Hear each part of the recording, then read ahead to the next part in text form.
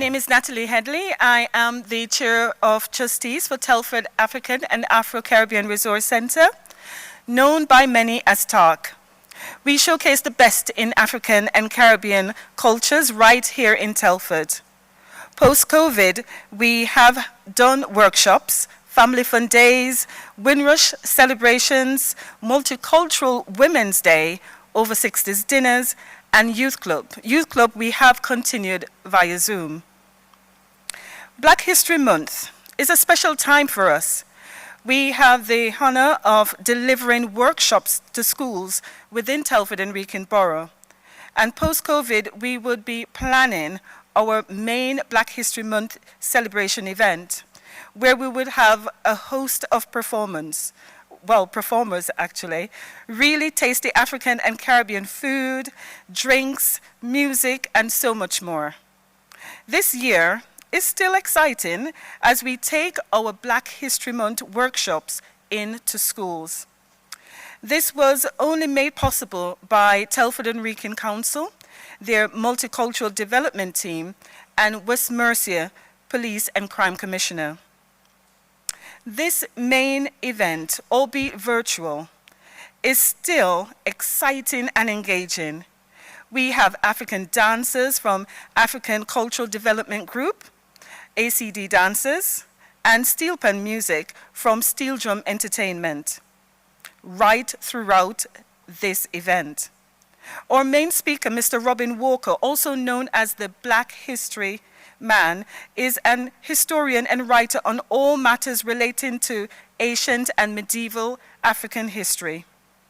BlackHistoryMonth.org says Robin's seminal, When We Rule, is the most advanced synthesis on ancient and medieval African history ever written by a single author. That's just fantastic. So we also have today recordings of John Campion, or West Mercia Police and Crime Commissioner, Cheryl Fikais, Police Crime Commissioner Ambassador, and David Sidaway, Director of Telford and Wrekin. A few of you may know some of these people, but we do have many more speakers to speak this afternoon. So please stay tuned as we look to honoring the past, understanding the present, and celebrating the future. Thank you.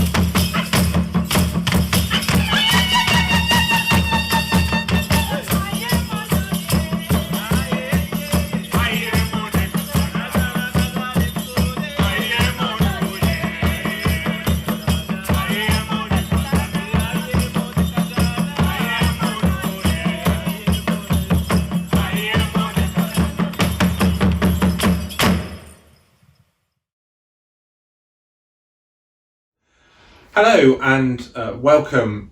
My name's John Campion and I'm joined by my community ambassador from Telford. Cheryl, do you want to introduce yourself? I'm Cheryl Feekhuis and I'm John's community ambassador for Telford and Wrekin. So thanks for joining us today, Cheryl, and we're talking around Black History Month and why it's important not only to myself as Commissioner but also to some of the work that you've been doing for me up in Telford and Wrekin, and why I as Commissioner am supportive around such things as Black History Month, but also a lot of the other cultural celebration and education work that's done out there in our community. And I suppose really I just wanted to touch really and talk to you about the why. You know, in your view of the work you do with the communities in Telford and Wrekin, why are things like Black History Month so important to you and the work that we do? First of all, I am actually a second generation of the Windrush. My parents were Windrush who came to Britain in the 50s. And so for me, it's so important that black and white children know about the Windrush generation who actually came to the UK to help build the empire after the war. And by actually working for you in the community to actually engage accessibility for the community for many years has seen the police and the PCC have not been accessible to them. And since I've been in post for the last 4.5 years, that has changed because I've gone out on your behalf and engaged with the Black community, the Asian community, and all the communities in Telford to make sure that you're there for them and your voice, if they needed to access you, that they could do that via me. Most recently, and with the very last event that we actually did for Telford and Wrekin, was the first International Multicultural Women's Day, which Tracy, our Deputy Commissioner, attended, and we had a wonderful day. That recognition of the different parts of our society, our community that make that contribution to us, and you've hit on for me one of the reasons why I am a big supporter of things like Black History Month. It's not about being right on or about attempting to socially re-engineer. It's about ensuring that we celebrate the individual parts of our communities, and for me, accessibility to their commissioner, I represent them, and us as a society being able to understand its constituent parts and then celebrate them, for me, is a really powerful thing, because my commitment in my police and crime plan is a clear one, that I want to represent everybody. Everybody should have confidence in their police, and indeed they should be able to access their commissioner. So your work on the ground in events such as that Multicultural Ladies' Day is an impressive one, because celebrating what's good about our society, I think, is an important part of learning from our history, because there are some things that I think we're not proud of in our history, and it's right that we celebrate the good and and understand the bad, to make sure that we learn and grow from it. In Telford, you're and it's slightly different to other parts of West Mercia. You do have a larger ethnic minority within the population than maybe next door Shropshire, for example. Yes, and I'm just interested in some of the work that you might do in and around ensuring you get around all those different communities. Well, for instance, the women internationally consist of Sikh women, Hindu women, English women, Polish women, Lithuanian women, Afro-Caribbean women, African women, the whole lot. Truly international. Truly international. And we actually had over 200 ladies attended. Wow. And it was absolutely a great success. And again, you sponsored the awards for the thank you for the nurses, which they absolutely were so humbled and so was very much appreciated. That's why the Black History Month and us sponsoring Black awareness of history is actually so wonderful for the community and the youngsters to actually have identity, to know that there were people in the past that they actually can aspire to, and also for us to be aware, listening to our community and engaging with our community. I think that's probably, that would go a long way. And that's a key point, and I'm sure you're aware. My commitment is around to ensure that West Mercia Police is representative of the community it serves, i.e., the right number of Black, Asian, other minority ethnic groups, men, women, gender, sexuality, and all the other bits that make us up the diverse community that we are. And there's still some more to go with West Mercia Police. It doesn't represent necessarily the community it does serve at the moment, but I've been really impressed in the recent uplift in police officer numbers. Some really good, strong applications from some of our underrepresented communities.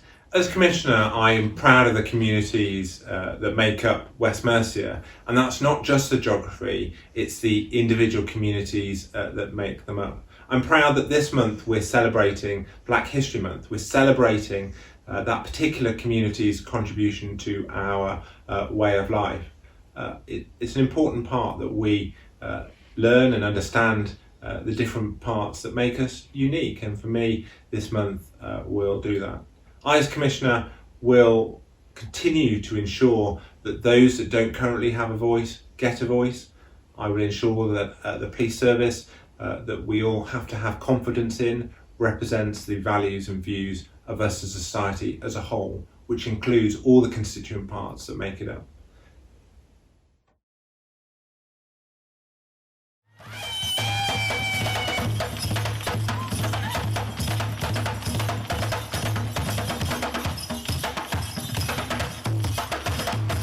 Hi, my name is Councillor Raj Mehta, Chair of Telford Region Interfaith Council.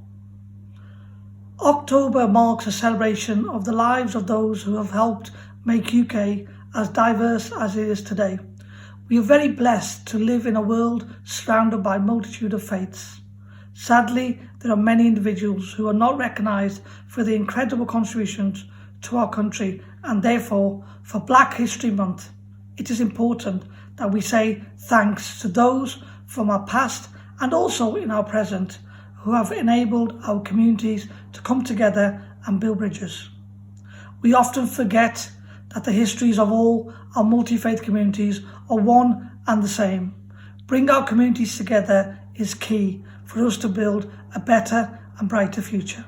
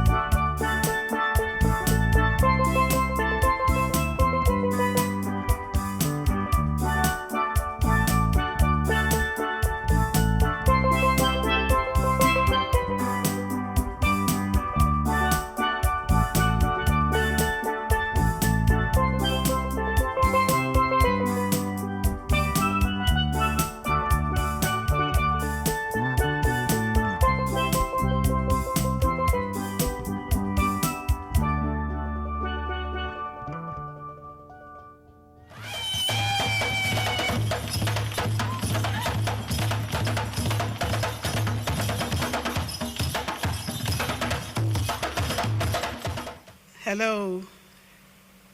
My name is Hanna Yaawusuah Adjepong. I am a poet and a children's author.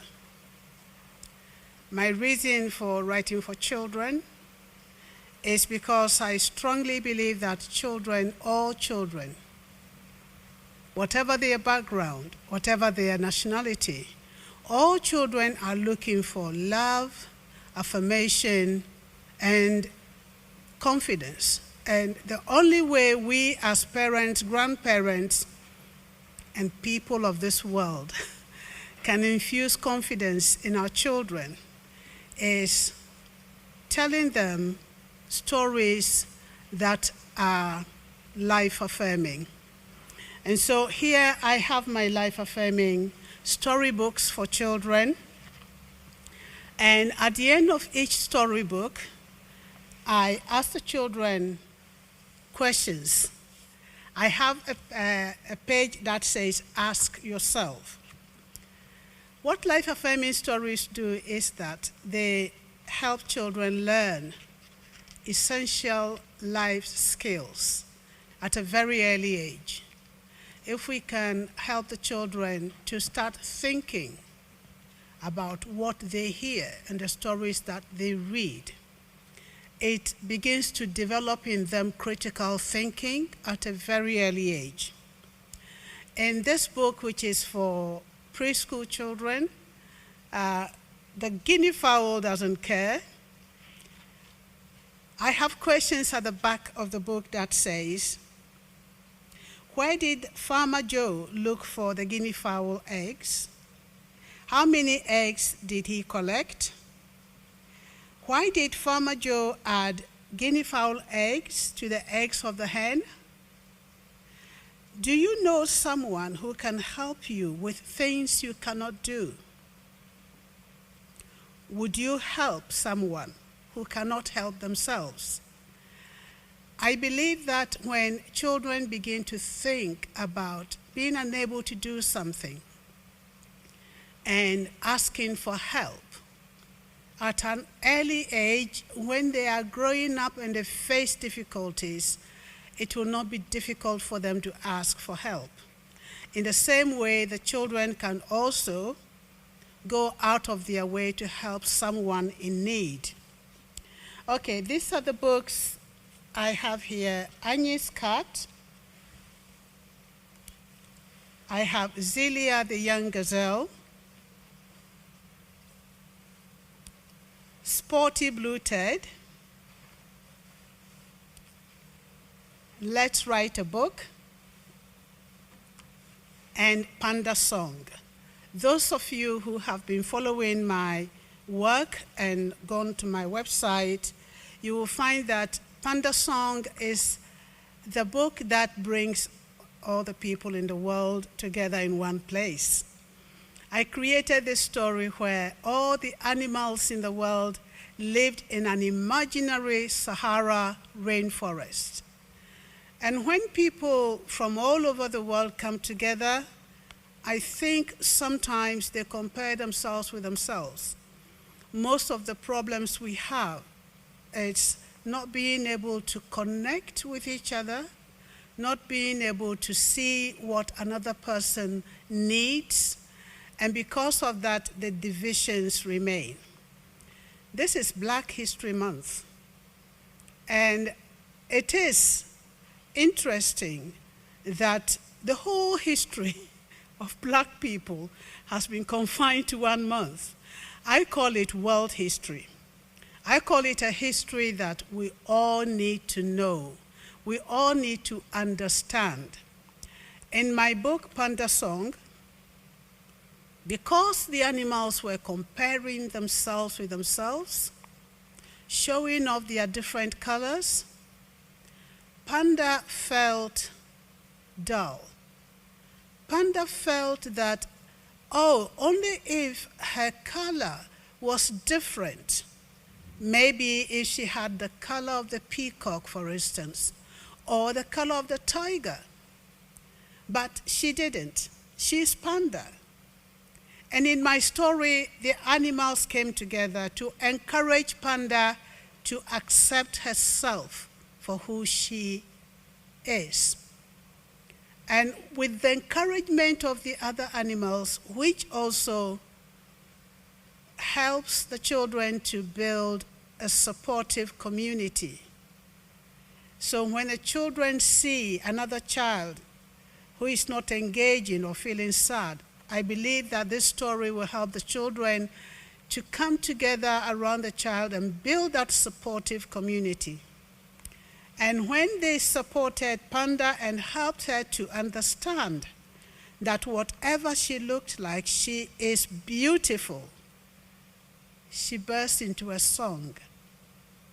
And it is that song that makes every child feel special, feels unique, and knows that she has something to contribute to society. And the other book that I want to really emphasize on is Sporty Blue Ted.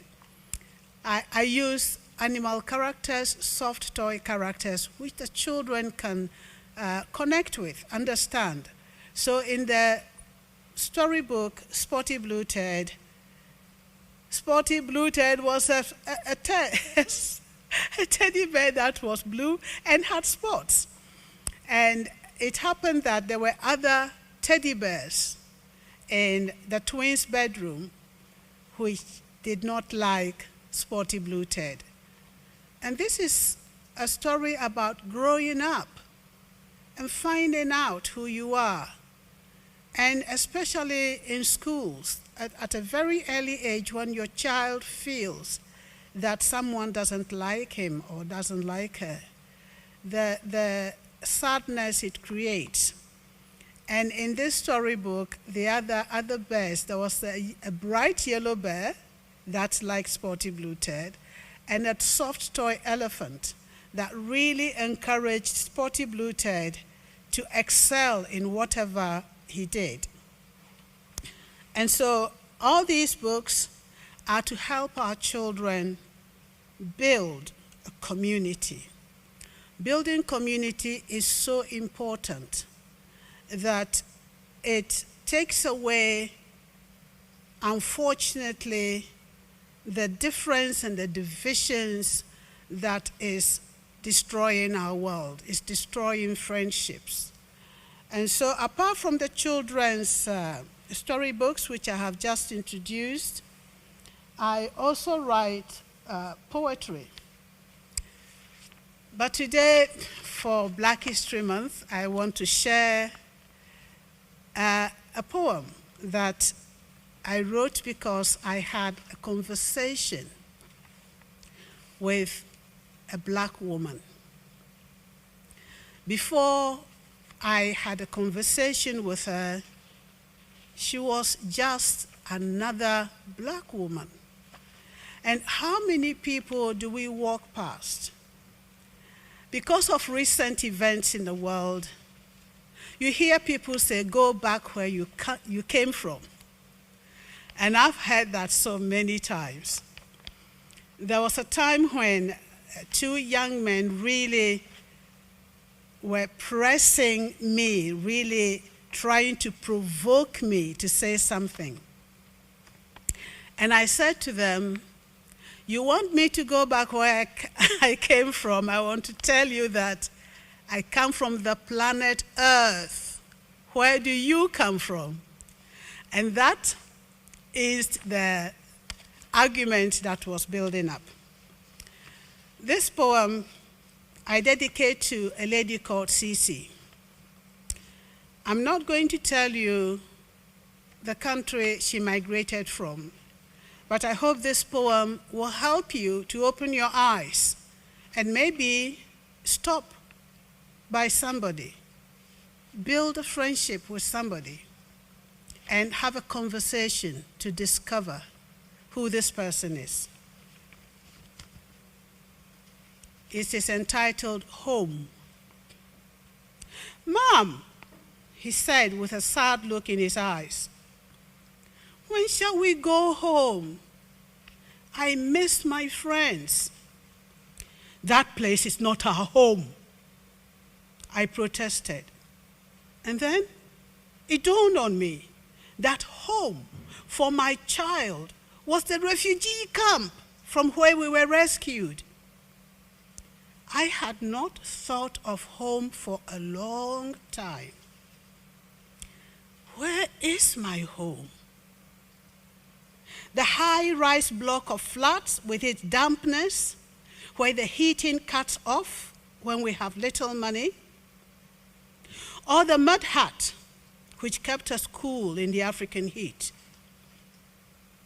Home, where I walked barefooted on the dusty road to dig cassava from the farm, in the company of women and girls sharing their dreams of marriage and raising a family.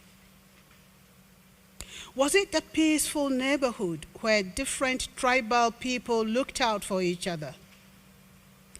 Or the sudden terror which turned every day into a nightmare, where the screams of women and children were drowned by the shouts of men and boys filled with cruel hatred, wielding machetes? My memory of home is still tainted with the smell of burning huts and dead bodies when I ran for dear life to protect my unborn child. Could home have been a crowded refugee camp with poor sanitation where my child was born, where 4 years passed slowly and left everyone in limbo? I now live in a foreign land among people whose ways I do not understand, learning to eat foods I'm not accustomed to.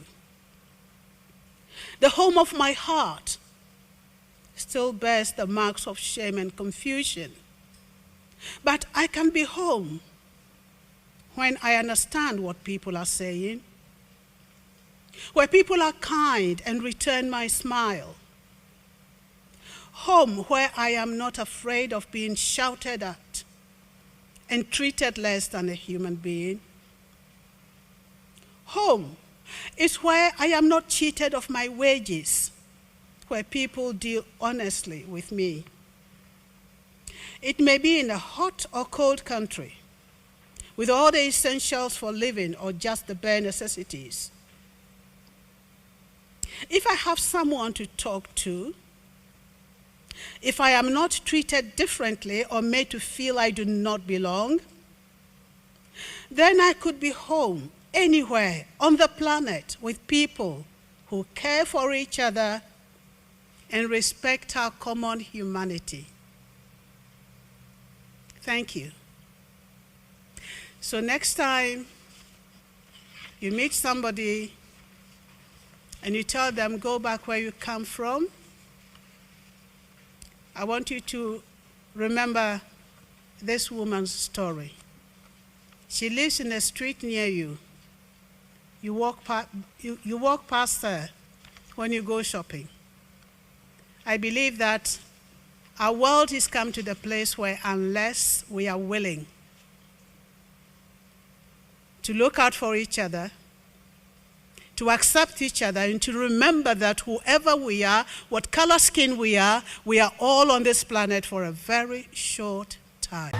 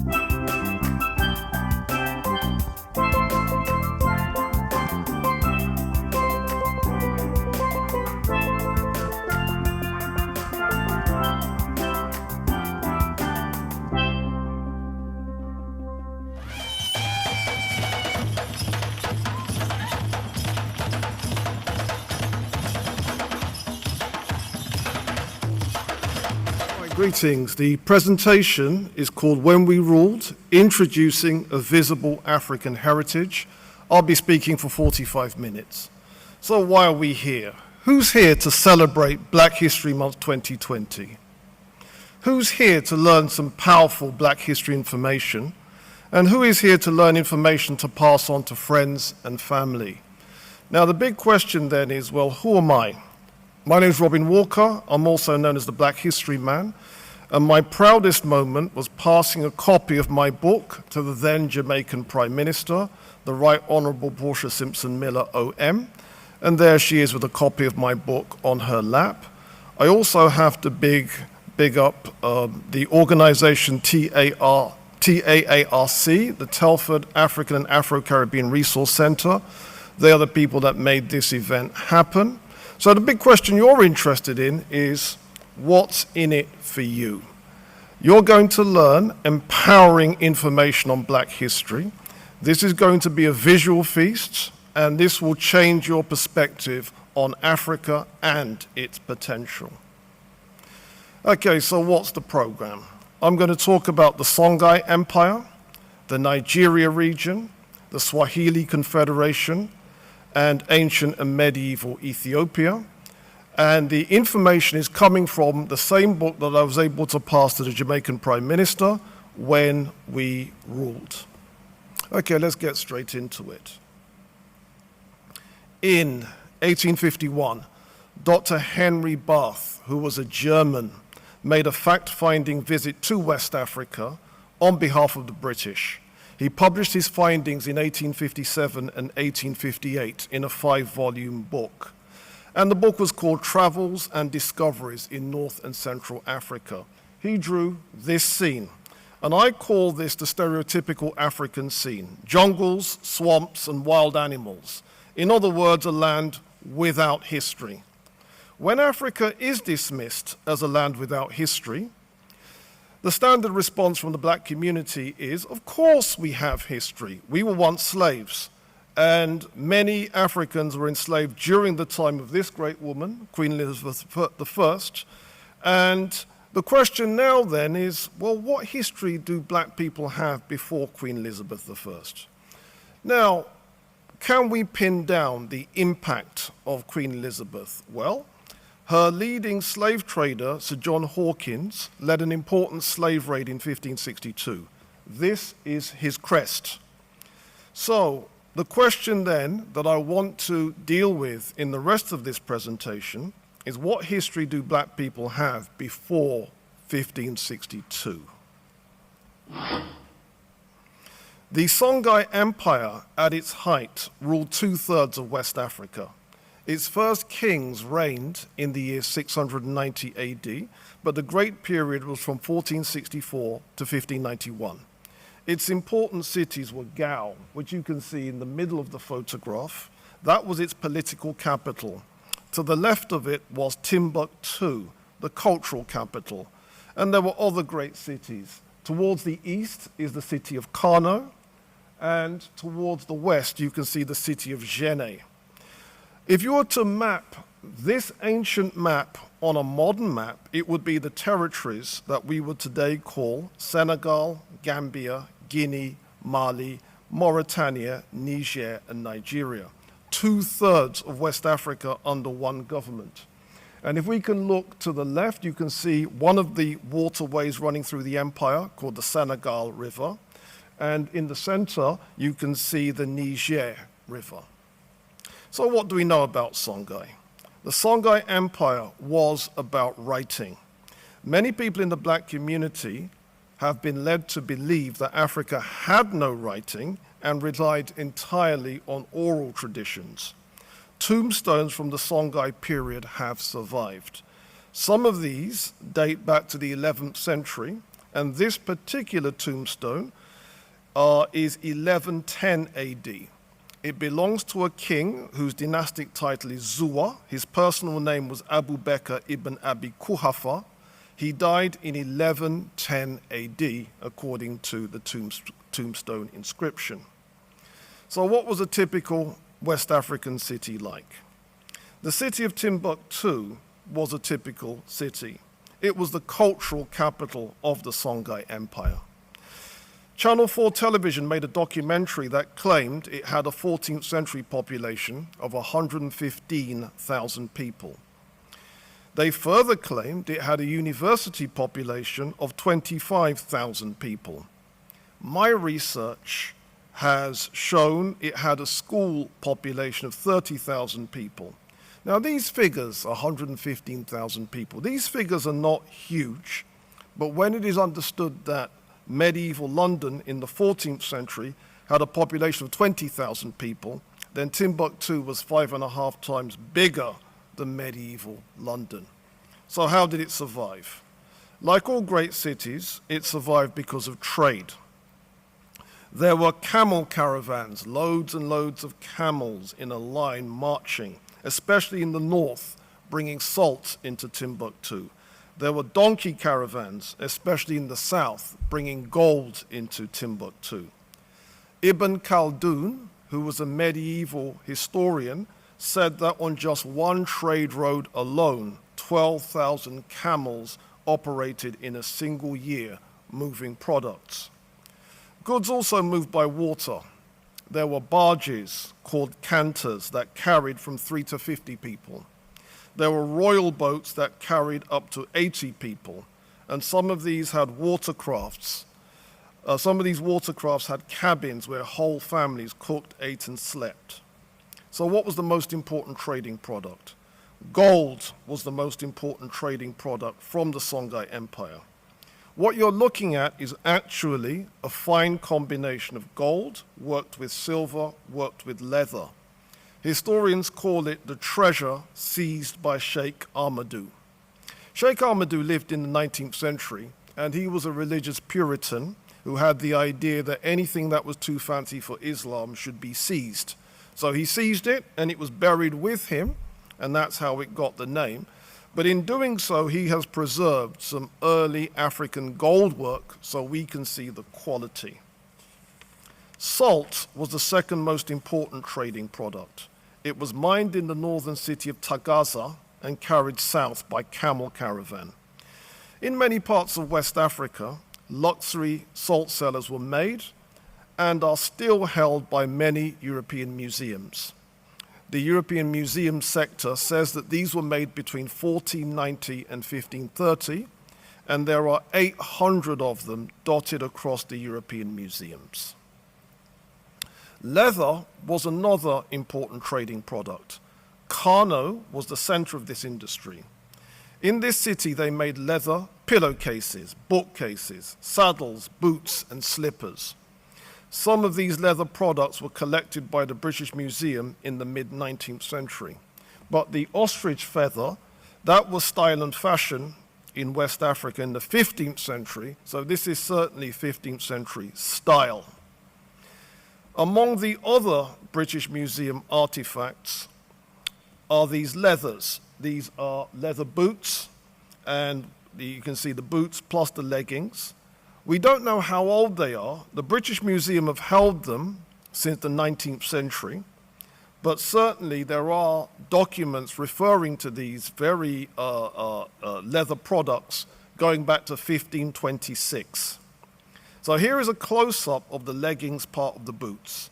Multicolored leather pieces stitched together, showing very regular stitching. I believe this is modern industrial standards. Now, as large as the gold industry was, as large as the salt industry was, as large as the leather industry was, the biggest industry in medieval West Africa was, of course, books. This is what we read in a medieval chronicle. In Timbuktu, there are numerous judges, doctors, and clerics, all receiving good salaries from the king. He pays great respect to men of learning. There is a big demand for books in manuscript imported from Barbary, North Africa.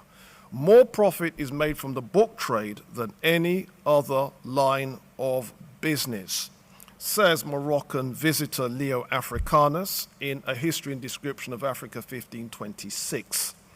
Therefore, gold, salt, leather, as important as these were, books made more money.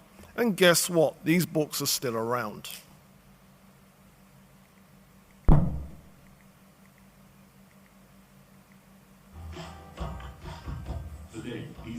manuscripts are written testaments to a vibrant, glorious chapter in the history of African scholarship, and within them lies the detail and the ambit of this knowledge.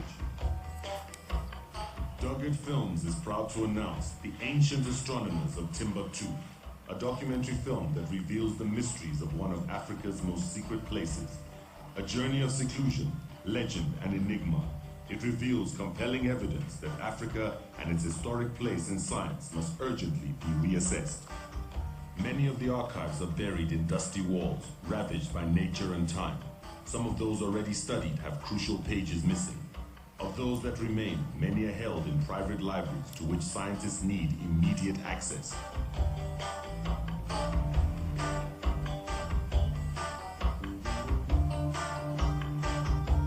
The conservation and restoration of the archives of Timbuktu has attracted scientific collaboration from around the world.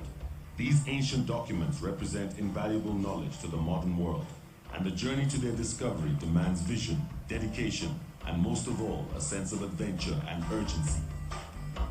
As filmmakers, it is our privilege to document the astronomers of Timbuktu and the archives they have left us, to enthuse a new generation following in their footsteps. Timbuktu has faded into obscurity. That is about to change.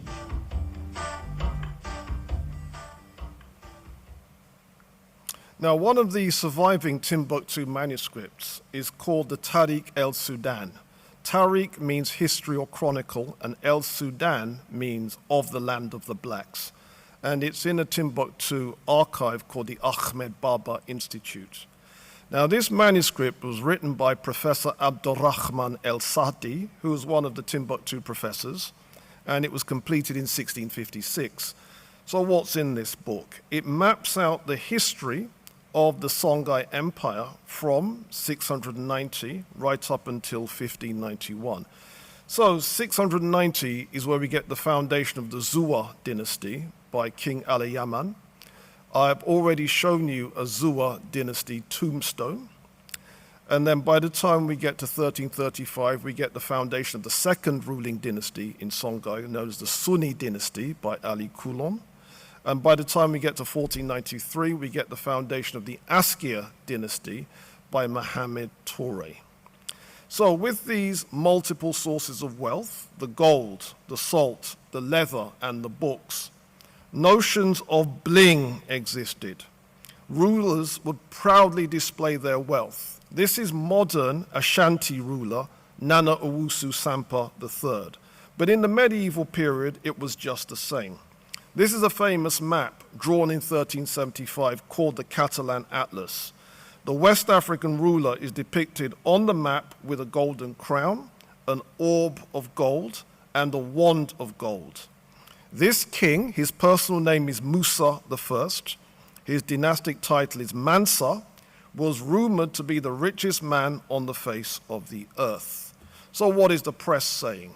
The Daily Express, a British conservative daily, 17th of October 2012, revealed the richest person ever, the African king whose £250 billion empire says a new inflation-adjusted survey was worth 3 times Bill Gates' fortune. And then we've got the list. Number 1, Mansa Musa I. Number 2, the Rothschild dynasty. Let's read what they say about Mansa Musa I.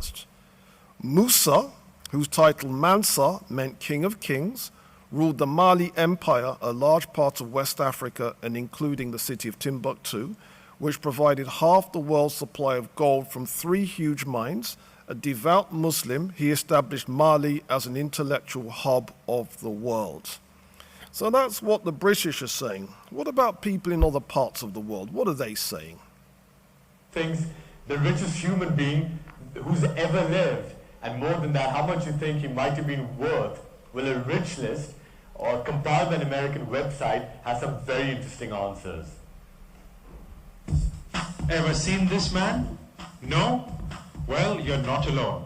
But what if we told you he is the richest human being ever in all of recorded human history? And his fortune? Wait for it. $400 billion. Yes, you heard that right. This is Mansa Musa I. Mansa, who lived in the 1300s and ruled West Africa's Mali, tops the list of 25 richest people of all time, brought out by the Celebrity Net Worth website. The list uses the annual 2,199.6% rate of inflation to adjust historic fortunes. This means that $100 million in 1913 would be equal to roughly $3.7 billion today. Interestingly, the list, which is meant to compile the top 25 richest people of all time, lists the top 26, the 26th being American Warren Buffett with a net worth of $64 billion. But there's some interesting highlights in this list. Firstly, there are no women on the list. 14 out of the top 25 are American nationals. All the people on the list are either aristocrats or kings. Carlos Slim, the current richest person in the world, isn't even in the top 20, coming in at 22nd place with $68 billion. There is, however, an Indian presence on the list, with Mir Osman Ali Khan, the last ruler of Hyderabad, who died in 1967, coming in at 6th spot, with a fortune of $236 billion. One can only hope, though, that that is not the last time ever an Indian figures in this list. Bureau Report, NewsX. So what did they spend the money on? As powerful rulers did elsewhere, the West African kings built great monuments. The central building in the photograph is the Royal Palace of Djenné. And Djenné is one of the cities in Mali. And that building was essentially built in the 11th century. It was then converted into a mosque in the year 1204. So it has since gone under the name as the Grand Mosque of Djenné. It's been built, rebuilt, but it's always been on the same plan, always been approximately the same size. The most recent rebuilding is 1907. But here we can see, therefore, 11th and 13th century architecture, and the houses around in Djenné, 2 and 3 stories, those houses are 15th and 16th centuries. The Great Mosque was made of sun-baked bricks that formed the inner shell of the walls. Wooden buttresses were built into the walls that stick out of the building, and then the whole thing is covered over with hand plaster. So the buildings take on the look. They look like overgrown pieces of pottery. Now, this is a style of architecture popular in West Africa called Western Sudanic. So when Europeans were doing their thing, Gothic, Africans were doing theirs, Western Sudanic. Half of the building inside is columned, the rest is courtyard.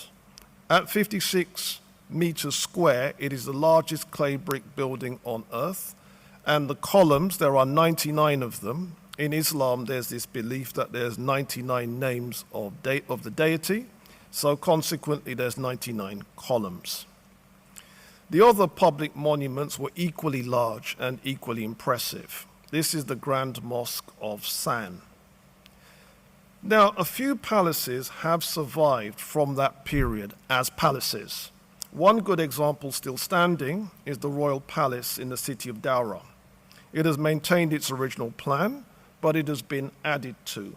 Each new ruler added new commissions to the original construction, and so the palace complex has become an estate of buildings. The houses in Djenné are typical examples of West African villas from that period. The houses were usually 2 stories with 5 to 6 rooms. They date back to at least the 15th century. One of the upstairs rooms was a shalanga, which means toilet. Now, the significance of that is this. If you were in 16th century London and you walked past someone's open window, you had better duck because you would have no idea of what could be thrown out of that window. But of course, in Djenné, that problem had been solved. And that concludes the first part of the presentation. I'm going to give people about 10 seconds to get their breath back before we move on to the second chapter. All right, second chapter time. There were other West African civilizations outside of the Songhai Empire region. The Nigeria region was particularly rich in history and culture, and if you look at the map, towards the southeast, you've got the Igbo civilization. Towards the west, you have the Yoruba civilization. You can see on the map the Yoruba city of Ile-Ife, which is one of the capitals. And in the territory called Nupe is an area called Nok, which is also a place of important history. So we're going to talk about the Yoruba civilization, the Igbo civilization, and the Nok culture. What do people think of when they imagine Nigerian art? This is some of the kinds of art that people think of.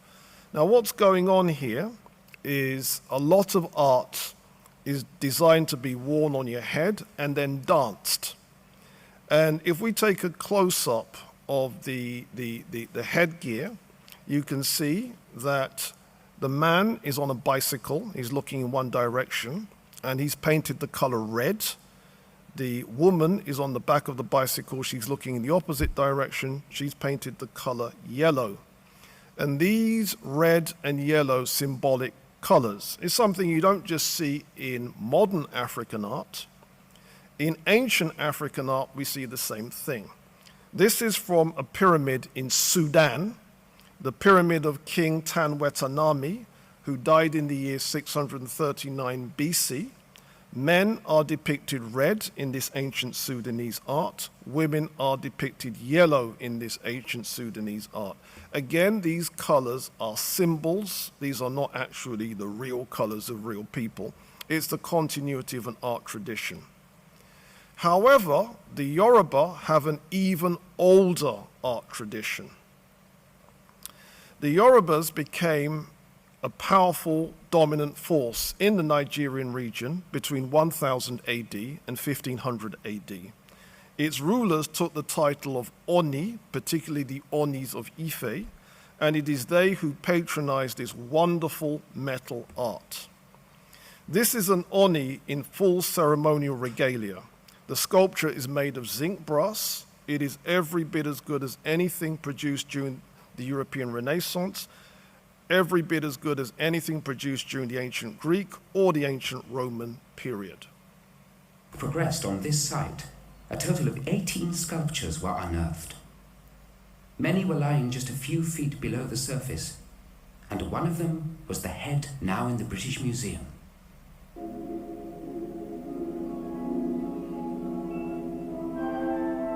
This sensational and unexpected new find was reported with great enthusiasm by an American anthropologist, William Bascom, for the Illustrated London News.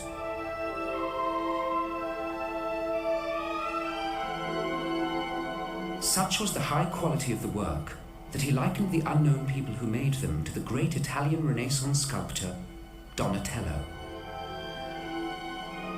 He wrote, "Little that Italy, Greece, or Egypt ever produced could be finer. The sight of such a large group of refined naturalistic work had a profound effect on Europeans.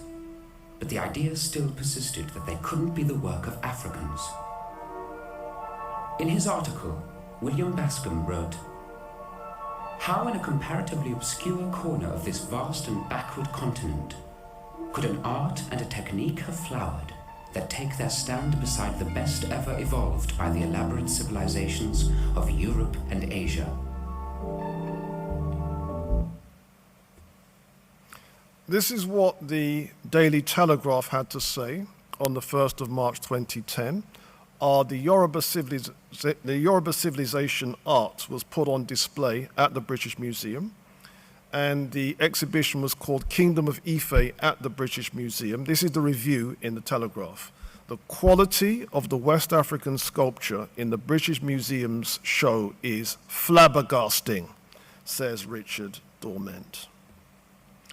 In southern Nigeria, another civilization became dominant, this time between 800 AD and 1000 AD.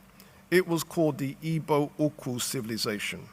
Its rulers took the title of Nri, and it is they who patronize this wonderful metal art. This is a drinking vessel made in the shape of a seashell. This is another Igbo artifact made from leaded bronze. Leaded bronze is copper, worked with tin, worked with lead, worked with silver. And like everything else, this was made between 800 AD and 1000 AD. They made it using a very complicated technique, a 6-stage manufacturing technique known as the lost wax technique. Everything that you're seeing there, including the cage, the reef knots, and the rounded swastikas, everything that you're seeing there is leaded bronze. Now, the swastikas shock a lot of people because a lot of people think that the Nazis had the franchise on the swastikas, but this is predating the Nazis by 1,000 years.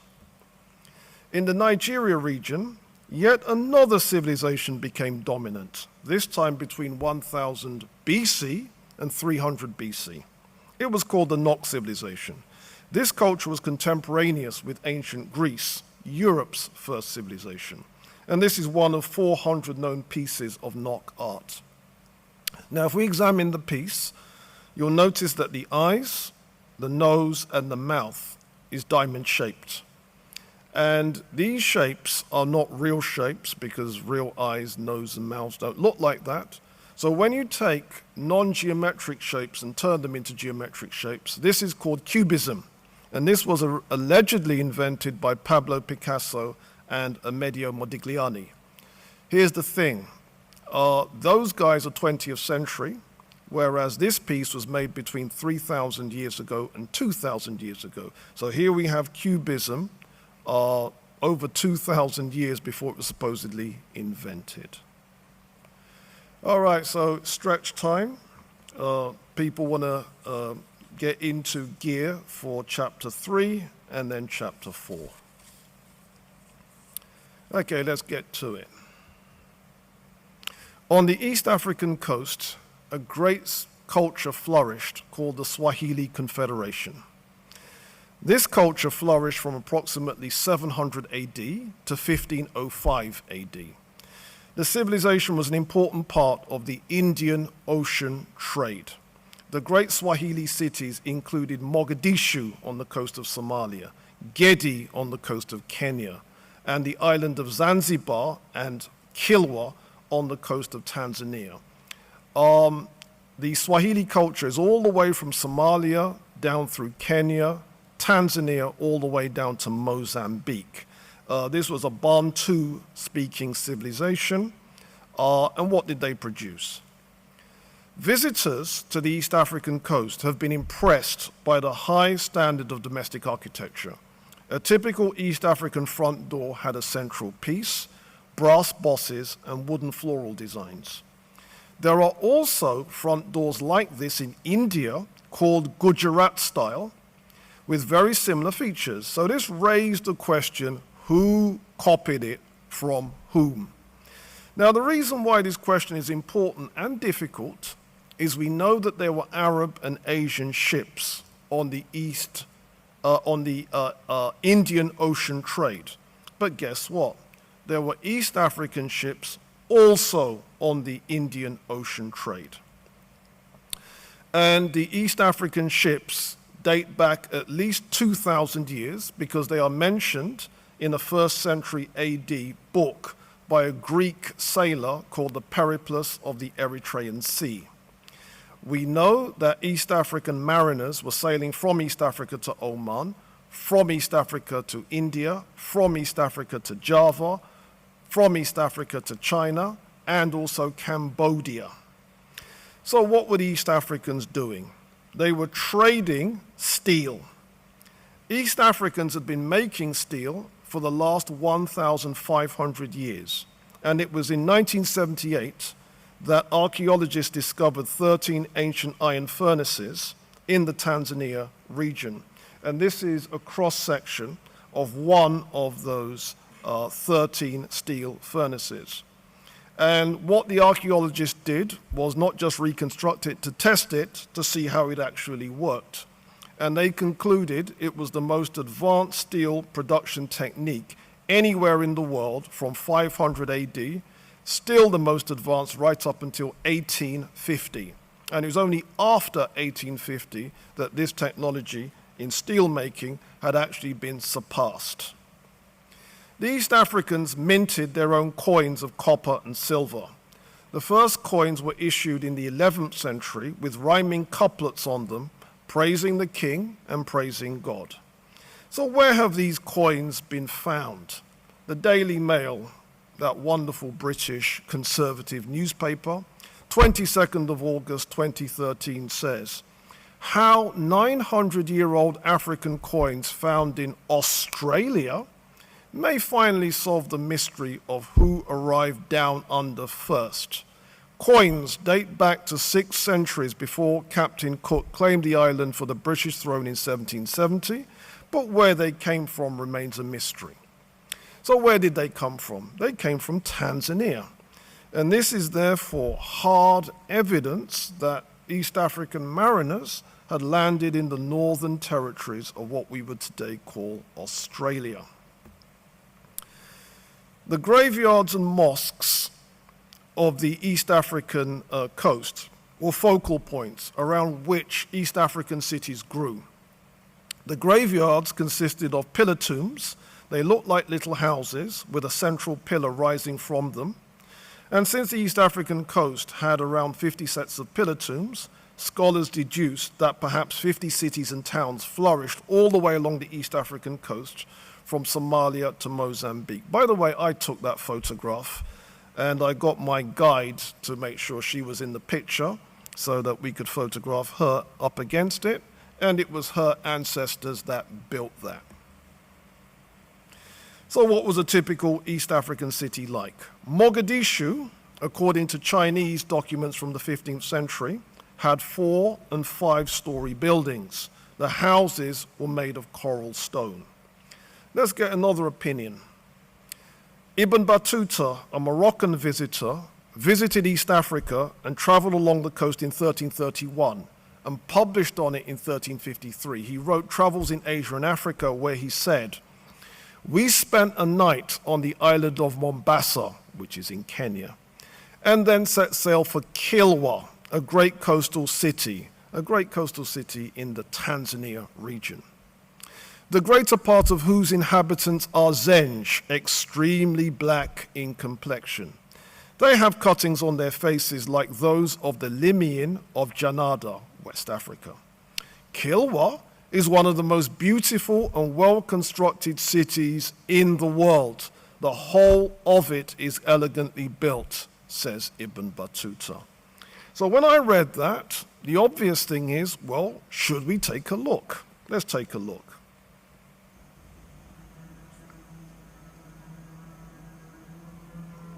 This once splendid mosque remains, even in partial ruin, a most impressive religious monument.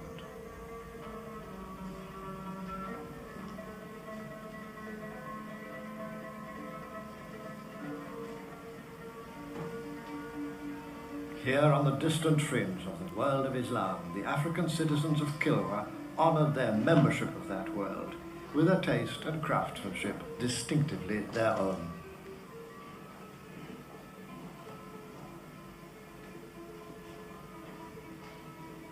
Founded in the 12th century, the mosque was much enlarged in the 15th, when a patriotic citizen spent 1,000 gold dinars on improvements. The royal palace at Gedi, some people think that Gedi, the ancient name was Malindi, on the coast of Kenya has been much excavated. Archaeologists found evidence of storerooms, kitchens, bedrooms, bathrooms, and toilets. I explored that building and I took the photograph. I counted 54 rooms, 11 courtyards, 7 burial areas, and 6 double cubicle toilets. Now, did I just say toilets?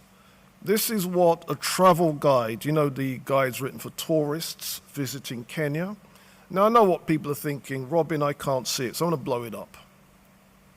The buildings were constructed of coral rag, coral lime and earth, and some have pictures incised into the plaster finish of their walls, though many of these have deteriorated in recent years. The toilet facilities in the houses are particularly impressive, generally in a double cubicle style with a squat toilet in one and a washstand in the other where a bowl would have been used. Fancier versions even have double wash basins with a bidet between them, says our tourist guide to Kenya. Okay, this is an East African mansion. A number of these deserted houses still stand in Lamu on the coast of Kenya. But what do we know about these houses? Again, Dr. Basil Davidson's going to tell us. Lamu was just one of many Swahili towns, built in coral stone all the way along the coast from Somalia down to Mozambique. The domestic architecture of Lamu has been no mere copy of the styles of Arabia or India.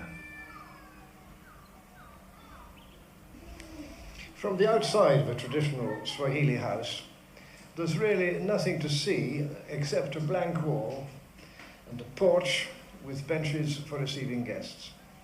And even when the handsome front doors are opened, there's still only a blank wall behind them. But once inside, it's a very different story. 600 or 700 years ago, when houses like this one first began to be designed and built by Swahili architects for leading men and merchants, there were few houses anywhere else in the world so well designed for comfortable city life.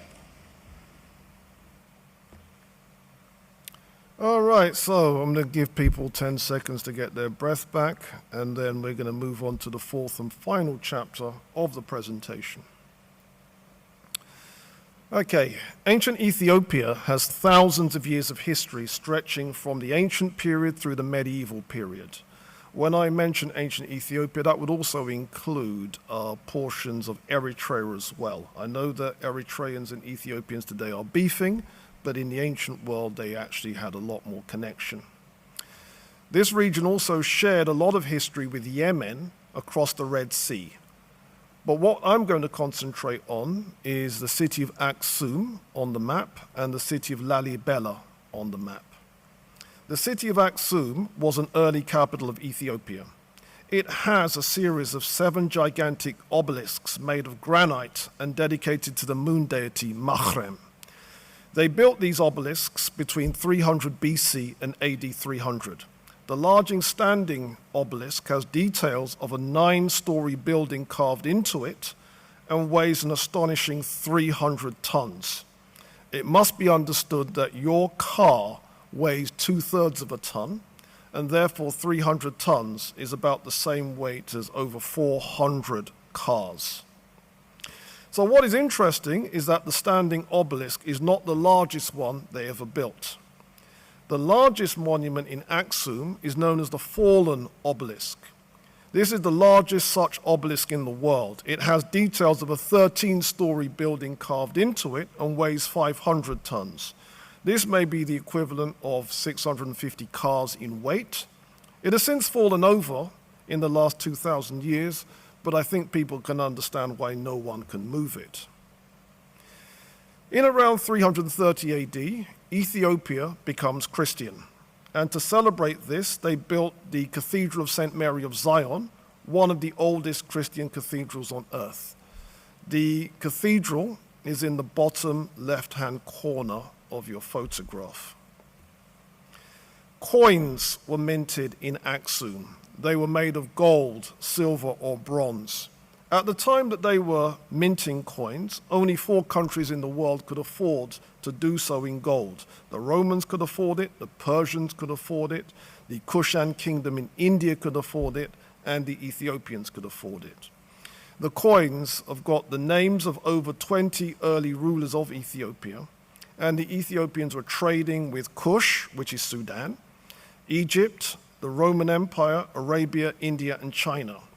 And when Ethiopia became Christian, they issued coins with the cross on them and the motto, "May the country be satisfied." Just as there are old manuscripts in West Africa, there are old manuscripts in Ethiopia. Professor Richard Pankhurst, who is a famous scholar who studies Ethiopia, he's actually a relative of the great suffragette Emmeline Pankhurst. He estimates that 250,000 old manuscripts are still around in the Ethiopia-Eritrea region. Scholars have microfished 12,000 of them. The British have stolen 5,000 of them, and they are in the British Library. And many of these old illuminated manuscripts are held in Ethiopian churches and Ethiopian monasteries. This is what the Telegraph says, a conservative newspaper. This is 5th of July 2010. Manuscript found in Ethiopian monastery could be the world's oldest illustrated Christian work.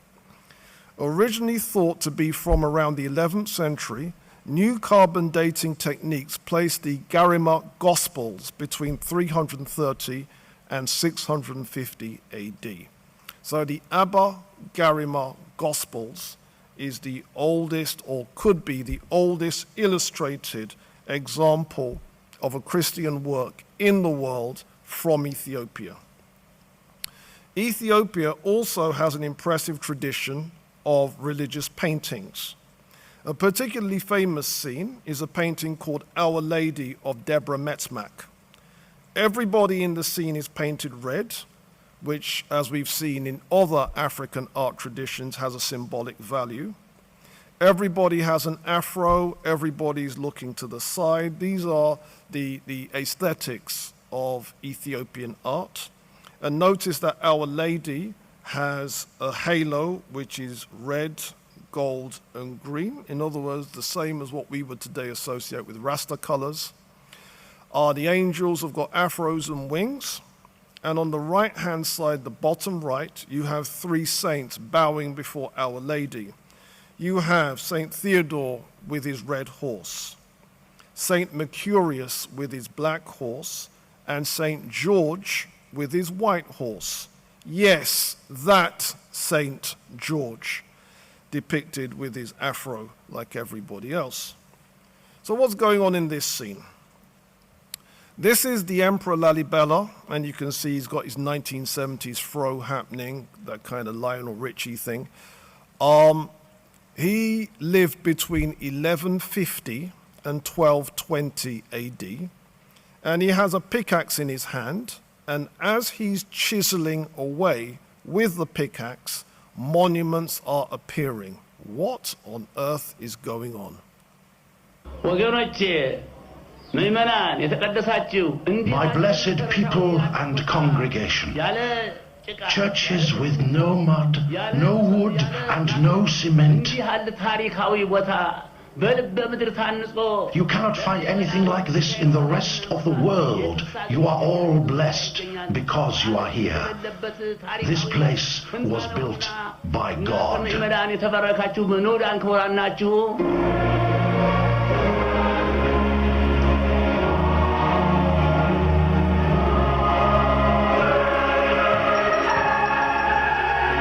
Every year on St. George's Day, pilgrims gather to celebrate a faith that has endured here for 16 centuries. These Christians claimed that God brought the Ark of the Covenant and the tablets of the Ten Commandments to their land.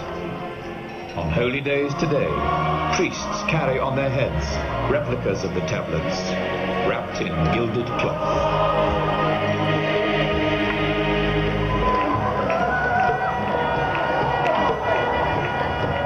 The people of Ethiopia have been carving churches out of mountains for more than 1,000 years.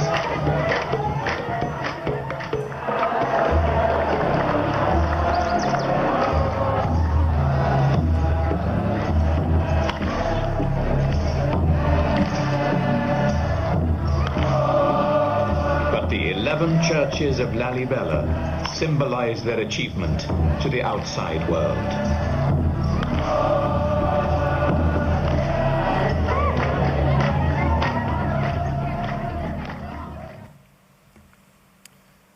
Okay, so I'm coming to the end of my presentation. If people want more information, I've written the book When We Ruled.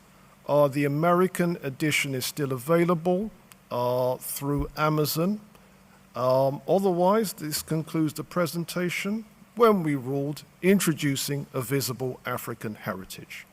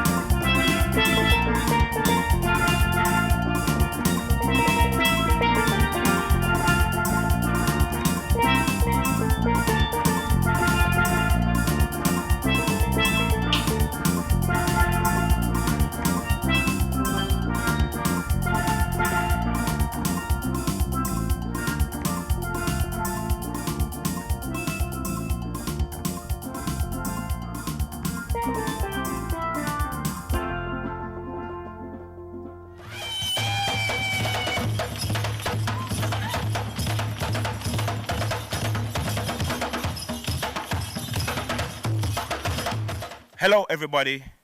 My name is Nathan Dennis, and I'm from First Class Foundation, founder, trustee of an amazing charity that's based in Birmingham, West Midlands.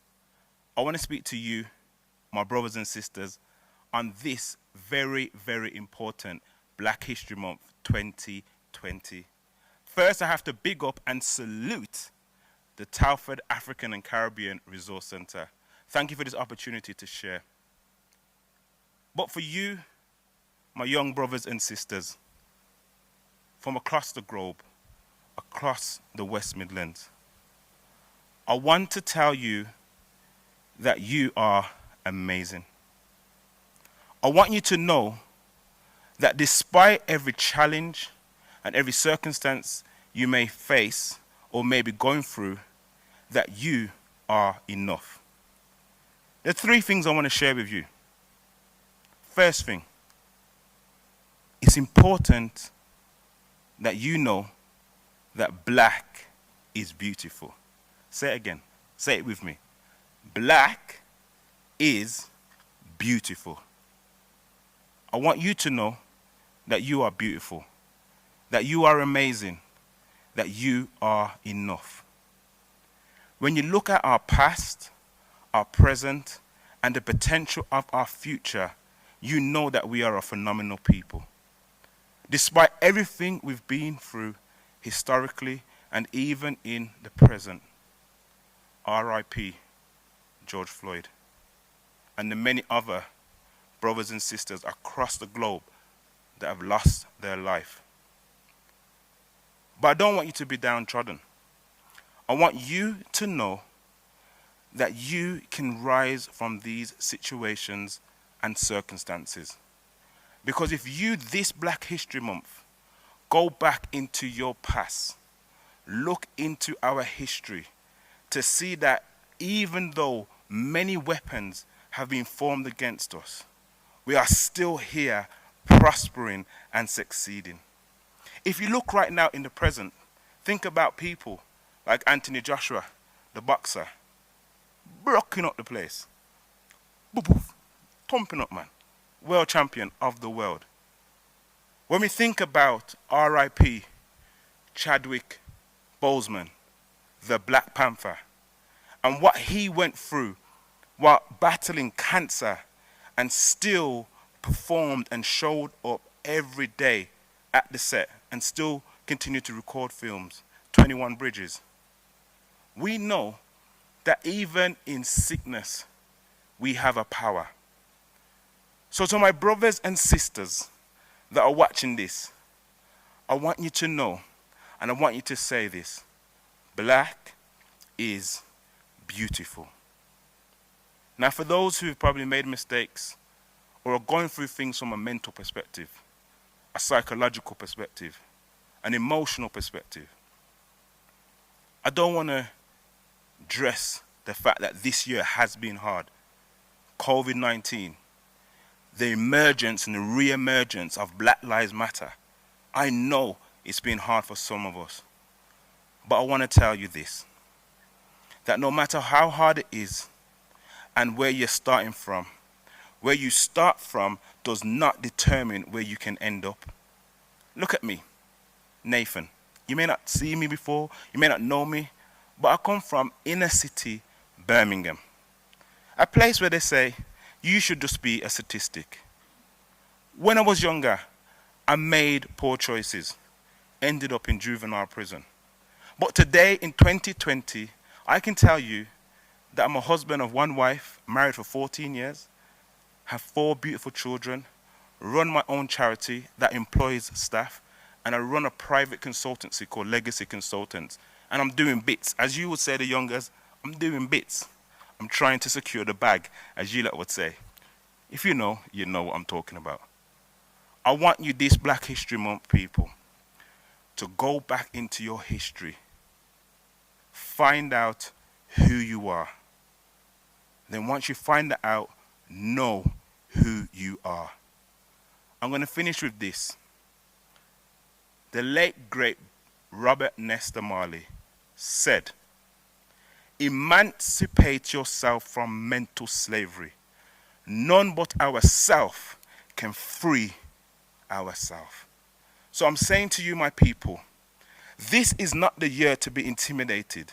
This is the year to rise up with power and know that God is with you and that no weapon that forms against you shall prosper.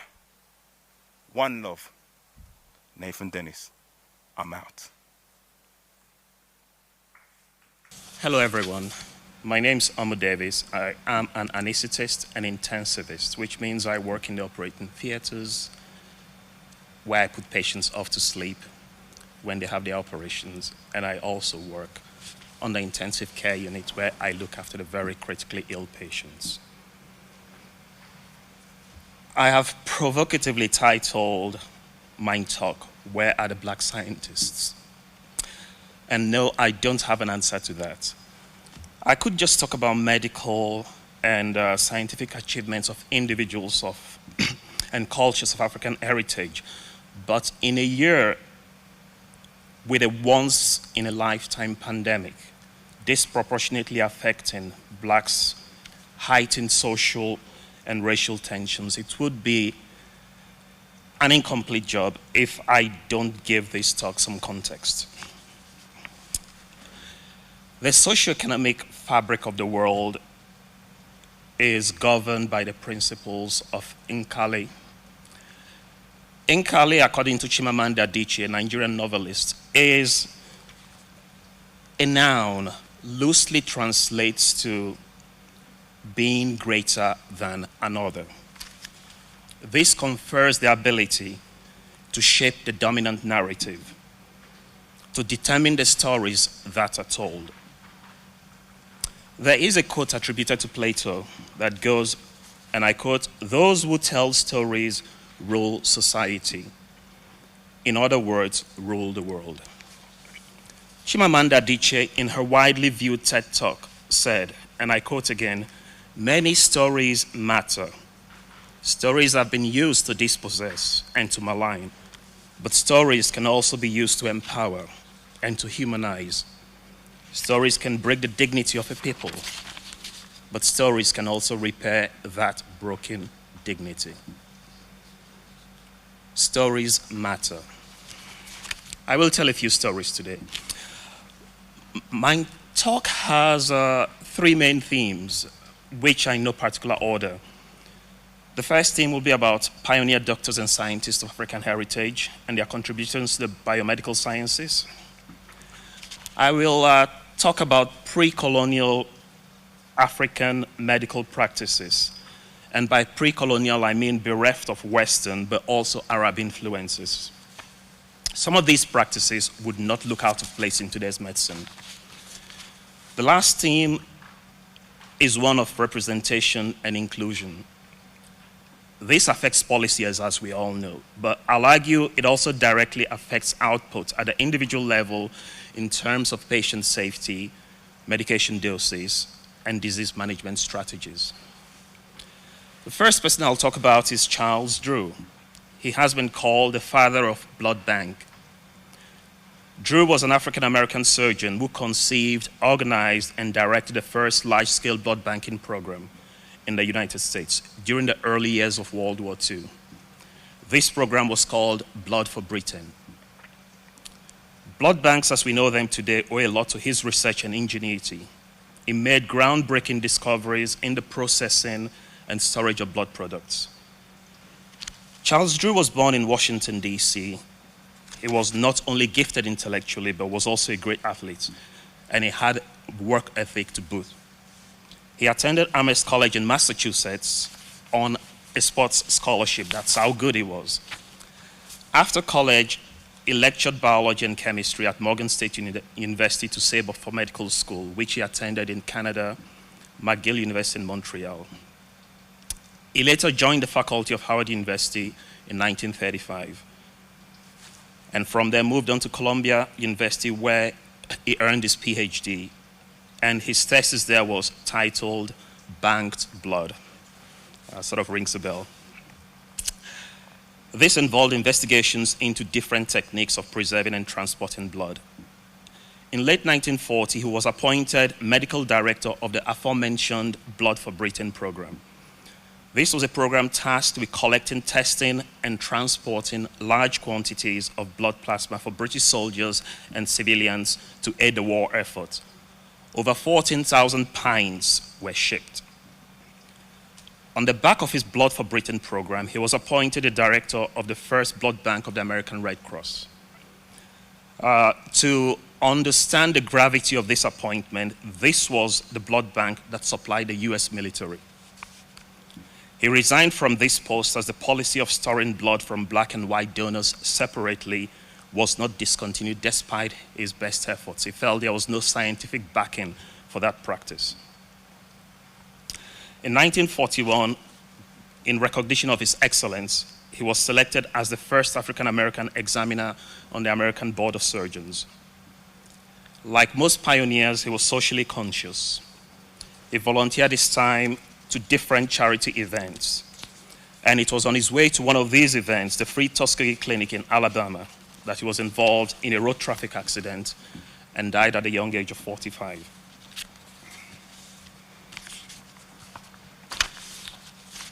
Most of pre-colonial sub-Saharan Africa was not literate as we know it today. Hence, there are few written records of medical practices in this area. One of the few exceptions was from the Bunyoro Kingdom of modern-day Uganda. And the details accounts there were from none other than a third-year medical student from the University of Edinburgh, Robert Felkin. His notes from 1879 were published in 1884 in the Edinburgh Medical Journal entitled Notes on Labor in Central Africa. By the way, Robert Felkin attended Wolverhampton Grammar School just down the road.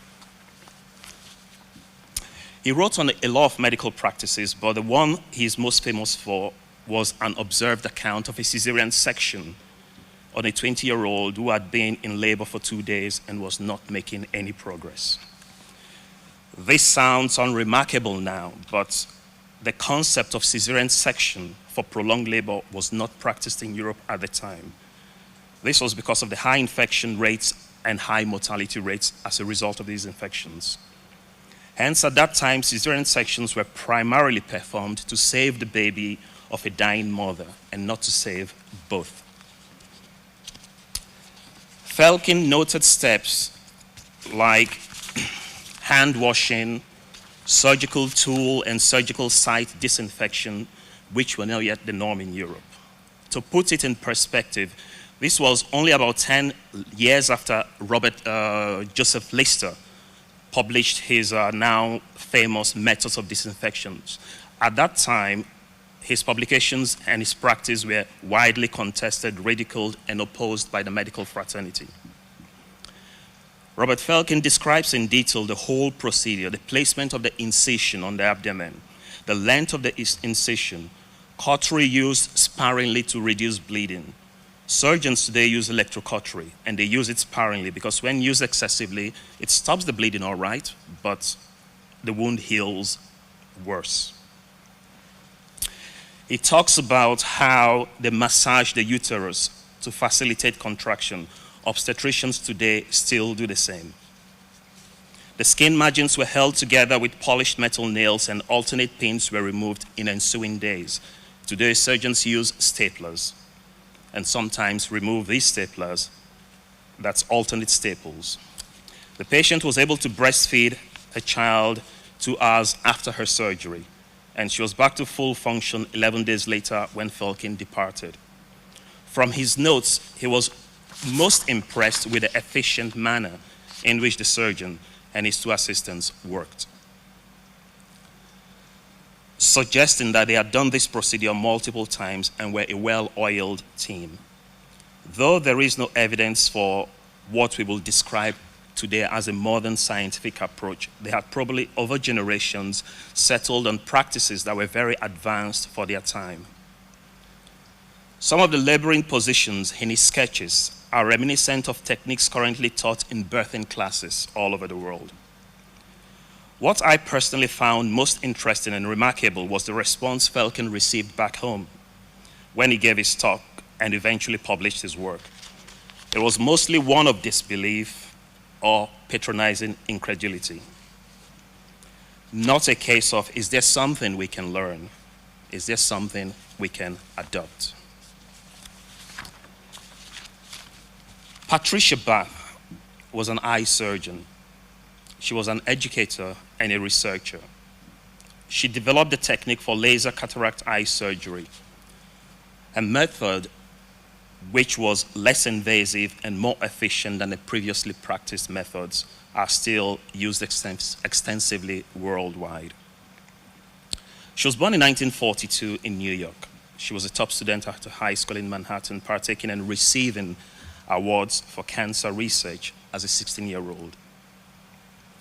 She studied chemistry in university before going to medical school at Howard University in Washington, D.C. After med school, whilst working in Harlem Hospital and simultaneously pursuing a fellowship at Columbia University, she realized that her poorer, mostly black patients in Harlem were twice as likely to be blind than the more affluent patients she saw at Columbia, and 8 times more likely to develop glaucoma, which leads to blindness. Her research led her to develop the Community Eye Service in Harlem, which is credited with saving thousands of sight.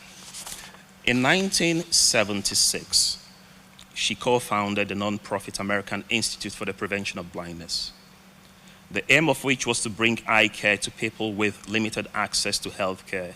In other words, underprivileged and underserved neighborhoods.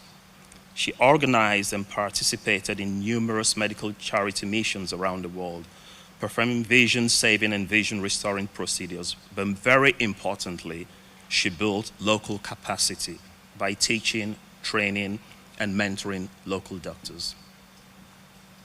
Bath was the first woman on the faculty of the Department of Ophthalmology, so that's the eye department, at the University of California, Los Angeles. She was appointed in 1975.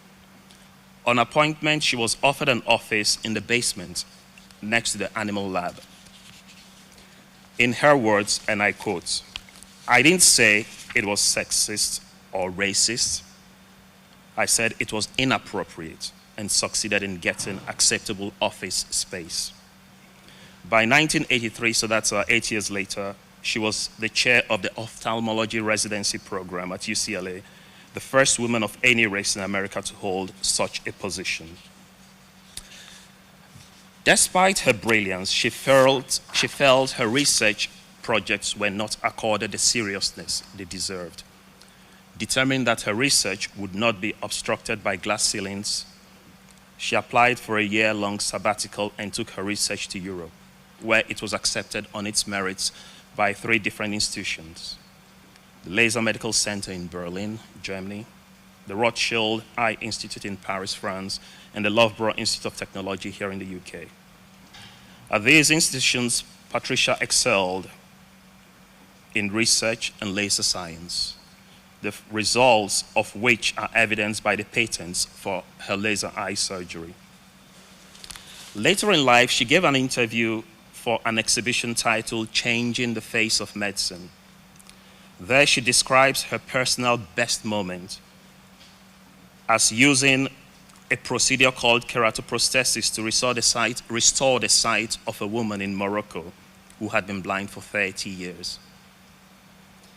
The ultimate goal, she told Time magazine, was to level the playing field, so much so that a career like hers would not be the exception, and that any young woman with such interests could succeed. Unfortunately, she passed away with cancer last year.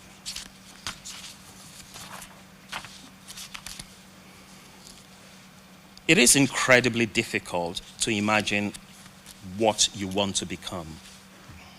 Very few can pull it off. It is easier to see what you want to become. Representation matters. Reflective representation more so, as it significantly shapes, influences, hopes, aspirations, and dreams. Blacks, we know, are underrepresented in STEM subjects and careers. There are many reasons for this. However, some statistics are very difficult to ignore. Figures published by the Higher Education Statistics Agency show that in the 3 years between 2013 and 2016, no academic who self-identified as black was employed in the elite staff category of managers, directors, senior officials at any UK university. This impacts not just hiring practices, but policy, research, and therapy priorities. How does this play out in real life? A few scenarios. Let's start with genome-wide association studies, GWAS for short. These are studies that involve scanning the genome, essentially looking at DNAs, and the aim of this, and DNAs of many, many people, and the aim of this is to find genetic variations, small changes that are associated with a particular disease. In essence, this means you can start to personalize medicine, you can start to personalize treatment. However, about 80% of all GWAS studies are carried out in persons of European ancestry. This lack of diversity has implications. For example, certain gene variants that predict likelihood of certain diseases in one population don't necessarily apply to another. Let's take the example of cystic fibrosis. It's quite a common disease in European populations. 1 in 2,000, 3,000 births. However, in populations of African ancestry, it is about 1 in 17,000 births. The mutation that accounts for about 70% of European cases accounts for less than 30% of African cases. But it is the most tested and it is the most studies. That effectively means individuals of African heritage with cystic fibrosis are underdiagnosed. Now, let's extrapolate this paucity of representation and diversity to drug research and clinical trials. I'll use warfarin. Now, to be clear, warfarin is an old drug, but it is illustrative of the results you can get when there is little diversity in clinical trials. Warfarin is a drug used in individuals with excessive clotting. The standard recommended dosage is usually okay for individuals of European ancestry, but it usually is an overdose for individuals of Asian ancestry, especially South Asia. This increases their risk of bleeding into internal organs or the brain, or even just excessive bruising. However, for individuals of African heritage, this recommended dosage is usually a substandard dose. It is inadequate, hence their risk of further clots is not reduced. It is not a stretch to say diversity saves lives. The first step to resolving a problem is acknowledgement. Having said that, time for acknowledgement is long past. It's time to roll up our sleeves and get to work. Thank you.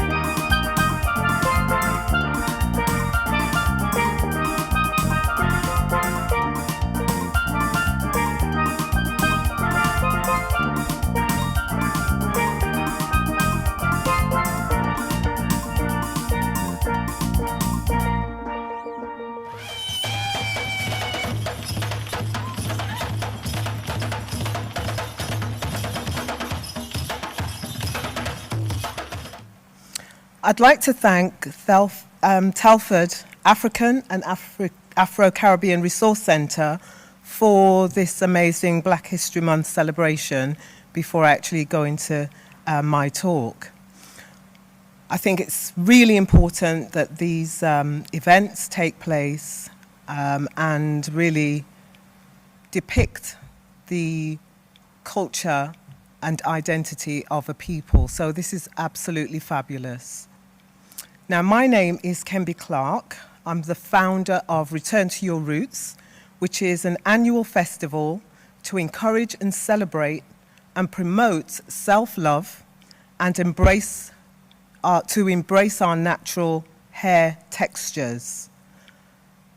As someone who is proud of their culture and identity, I'm really, really passionate about empowering women and young girls to be more confident and more self-loving. There has been recently a worldwide natural hair movement that has really taken pace, and that really started maybe over the last 20 years. And as a mother of, I would say, 2 beautiful young women, I've always tried to ensure that they embrace their cultural identity and history and know that they are beautiful. Living in a society where sometimes we are seen as ethnic minorities, it really is important that we as parents really promote and encourage and ensure that our young girls in particular really understand who they are and that they know that they are beautiful, because we're surrounded by images that don't usually reinforce who we are. So that's really important. There are 2 names that I'd really like to talk about that promote self-love and natural hair and identity. There is a woman by the name of Lekia Lay.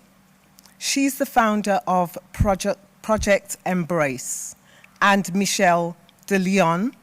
She is the founder of World Afro Day. Now, Lekia decided to develop a project called Project Embrace, and that's about Afro visibility. She felt that it was really important to have visible images of Black women and young girls on large billboards so everyone can see. She launched a massive outdoor campaign around the country, and I'm sure quite a few of you have actually seen those billboards with women of all sizes, different hair textures, actually celebrating and promoting themselves and loving and rocking their natural hair. This is really good for our young girls to see, because they then have examples of themselves. They see themselves around the city or, you know, on TV. They see these images that promotes them. Now, Lekia says, and her words, every young girl should be able to say, I am enough. And that, I think, is really important, because, as she said, it's important that they see themselves and love themselves as they are. Now, as a result of these campaigns and the promotion of natural hair and loving your hair, you know, in America they talk about Black Girls Rock. They also promote events and festivals that promote natural hair. It's all about identity. It's all about accepting who you are.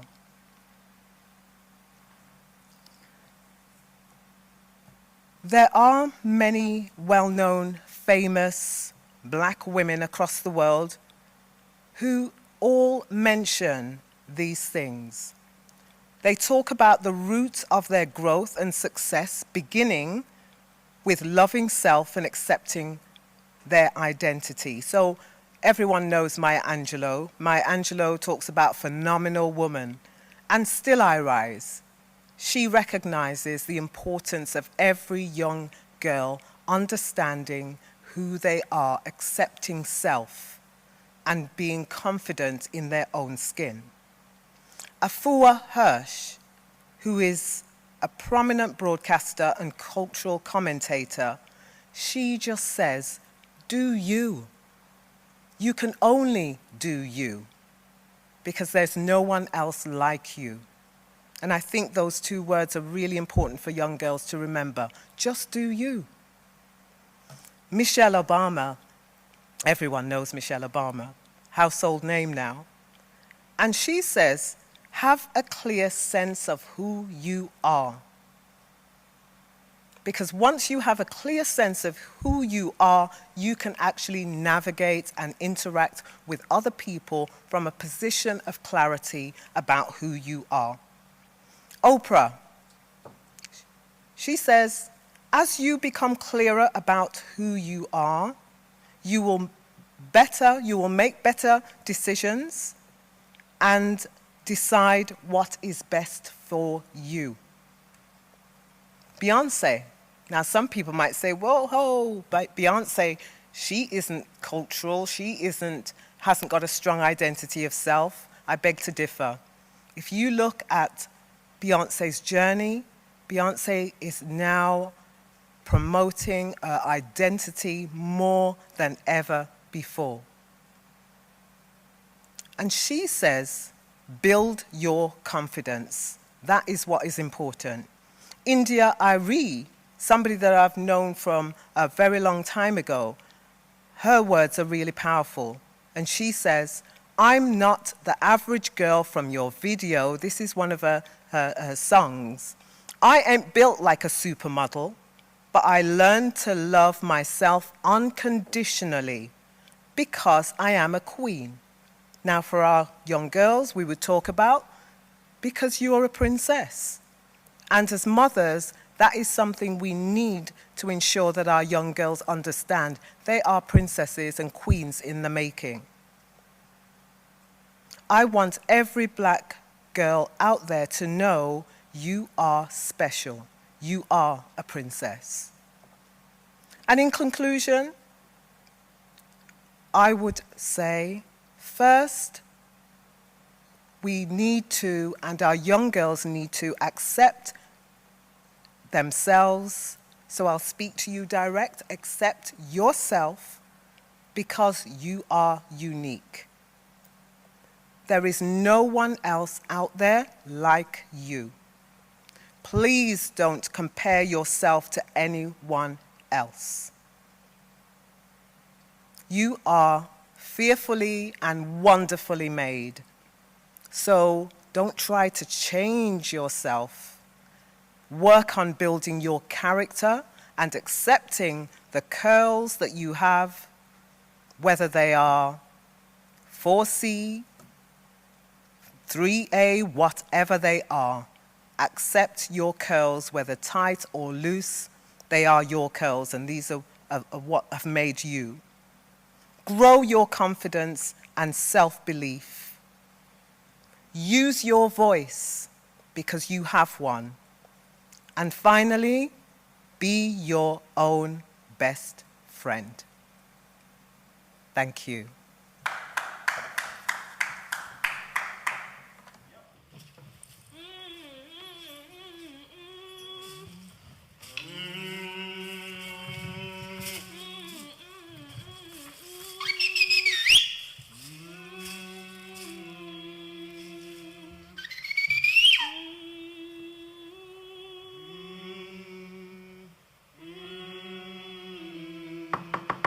Yeah, yeah, yeah, yeah.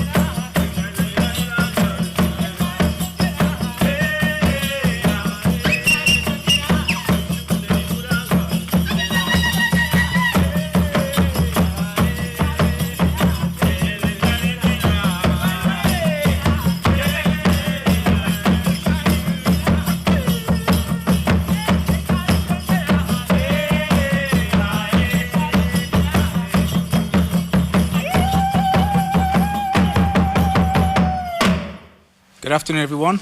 My name's Allan Bennett. I'm one of the trustees of TAARC, a charity based in Telford.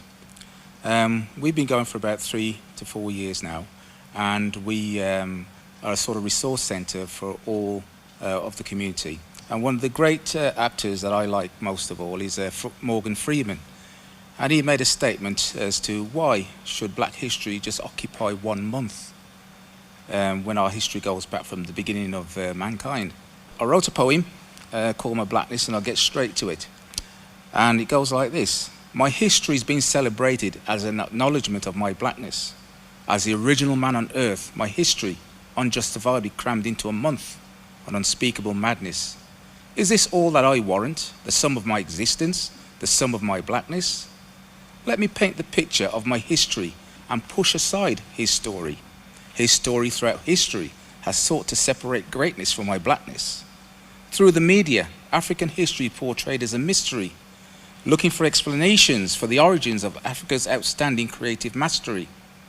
Throughout the world, inspiration is drawn from my blackness, to emulate, to imitate my blackness. Be it music, science, sports, inventions, the point of reference is my blackness. But previously, choosing to ignore me, dismiss me, subjugate me in order to silence me, all for the sake of denying the greatness of my blackness. Thank you very much.